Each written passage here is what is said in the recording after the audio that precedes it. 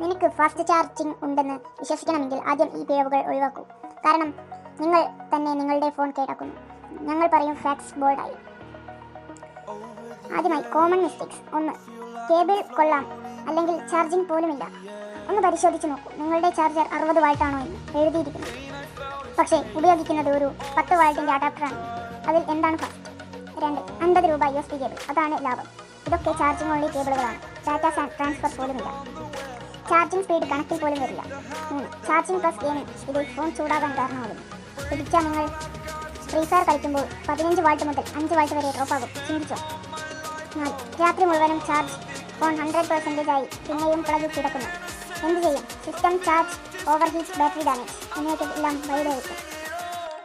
ഇനി ഇതെല്ലാം ഒഴിവാക്കാൻ നിങ്ങൾ ചെയ്യേണ്ടത് എളുപ്പമാണ്. BAS സർട്ടിഫൈഡ് ചാർജർ ഉപയോഗിക്കുക. Original USB-C to USB-C fast charging cable ഉപയോഗിക്കുക. ചാർജിംഗ് സമയത്ത് യൂസേജ് കുറയ്ക്കുക.